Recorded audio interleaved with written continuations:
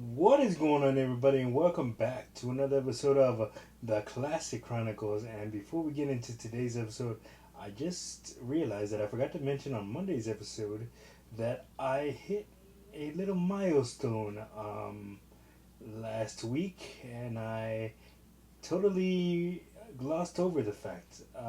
But this is now 500 over 500 episodes of the Classic Chronicles series, man.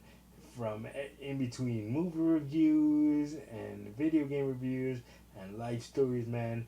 500 episodes, and I thank each and every one of you guys for rocking with me this long, man. Uh, and it's funny because next month is the 5 year anniversary of the channel, man. August 21st. Gotta do something big for the 5 year anniversary.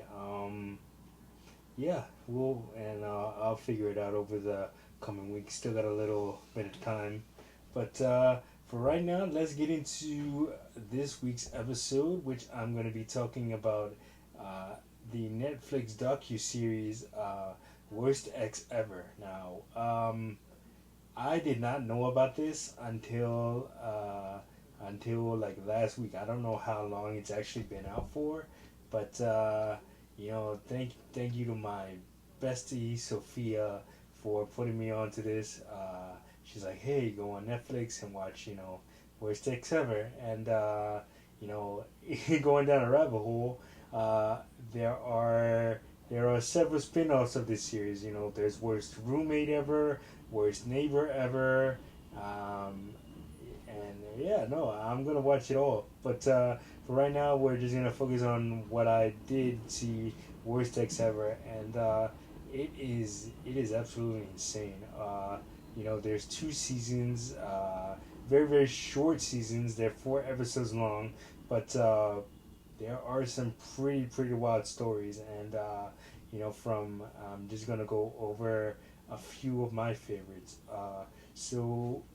One of my favorite stories from the first season was there was a woman who was set up who was set up by a cop, well, a someone who pretended to be a cop, and kind of ruined her life. She was a financial guru working on Wall Street, and had aspirations to open up her own Golden Crest restaurant. But then she meets this guy. I believe his name is Jerry. That totally ruins her life, and kind of frames a set of robberies on her, that she had nothing to do with. But Jerry made it sound so convincing, that the DAs and the system put her in jail for 8 months. So she had a 7-year-old kid, and 7-year-old kid, and was forced to spend spend 8 months in jail because of this guy setting her up, and the system refusing to do anything about this guy until the right prosecuting attorney came forward, and really got this case going, and she ended up getting out of jail, and this guy ended up, I believe he did 30 years, is doing 30 years for his crimes. And that's one episode, and then another episode is, another one of my favorites actually, is the guy who started out in Las Vegas. He was a bartender, and then bartender meeting all these women, and then he would, like, kind of destroy, like, hurt them mentally and physically and stuff like that. And it's and then he ended up, there was a manhunt for him. He moves up to Oregon to escape everything that he's got going on in Las Vegas, and terrorizes terrorizes a woman up there, and but eventually the woman gets away from him, and then he ends up leading police in Oregon on a very very deep manhunt, and then eventually ends up unaliving himself when the police are closing in on him. So that's yeah no, and these episodes are like really really compelling to watch, man. You got like I said, each episode is 4 seasons, but you get hooked instantly. Um, Once you watch one episode, you're gonna want to keep watching because like the accounts of these men and women that have gone through these harrowing experiences with their exes, it's crazy to see the world that we live in, and this is done by Bloomhouse Television, Jason Bloom, and man, the series does an amazing job of just chronicling these women and of chronicling these people and their experiences with the exes. I shouldn't say women because they're not all women. There are men on there too. But yeah, let me see if I can think of one more.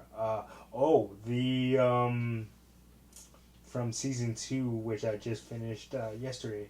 Um, the one was the Deadpool killer, and the reason why they call him that is because his name is Wade Wilson, and and of course, all us comic book fans know, and even if you're not a comic book fan, you pretty much know at this point if you've seen any of the Deadpool movies that Deadpool's real name is Wade Wilson. So, no relation and no coincidence to the comic book character, but this guy basically basically was in Florida, and he basically you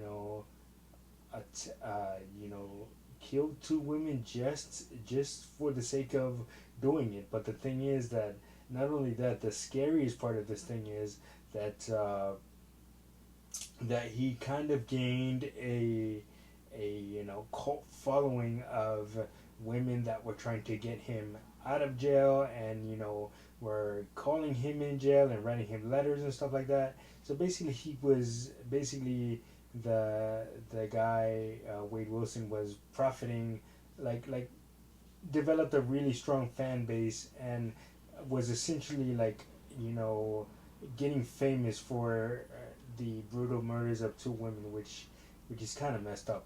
Uh, so that was another episode, and then one of the other episodes that stuck out to me was the one that profiled a guy named Jeffrey, and apparently he was on the show 90 Day Fiance Before the 90 Days, which basically chronicles people that meet online and live halfway across the world from each other, and they go to meet each other. And then leading up to the wedding and stuff like that. But this particular guy named Jeffrey had had married a bunch of women, and then it's the pattern of a physical and mental abuse, and then going on the show to kind of escape all that. But nobody really knows his background, and then when his background comes to light, he tries to defend it. uh, you know, uh, and the woman that he ends up from 90 Day Fiance doesn't end up leaving him. In fact, she's more of an advocate for him than ever.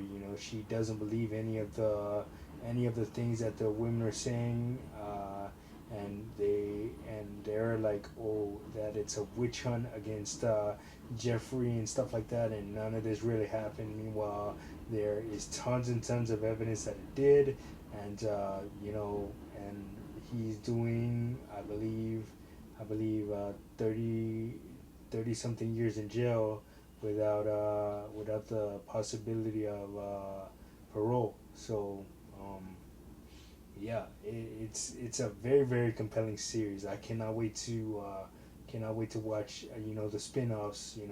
Worst neighbor ever, worst roommate ever, all of that. But yeah, check it out, worst ex ever, and then check out the spin-offs. All as well. Everything is on Netflix. You will be you might be entertained. You're gonna be appalled at some of the stuff that you see, but definitely it's a good good thing to binge watch. I'm actually hooked. Matter of fact, when we're after I'm done recording this, I'm gonna go watch worst neighbor ever. I'm gonna get started on that. But anyway, that is gonna do it for this episode of the Classic Chronicles. Like, subscribe, share. Don't forget to hit that notification button so you don't miss a video. And of course, we'll see you guys on the next one. Peace.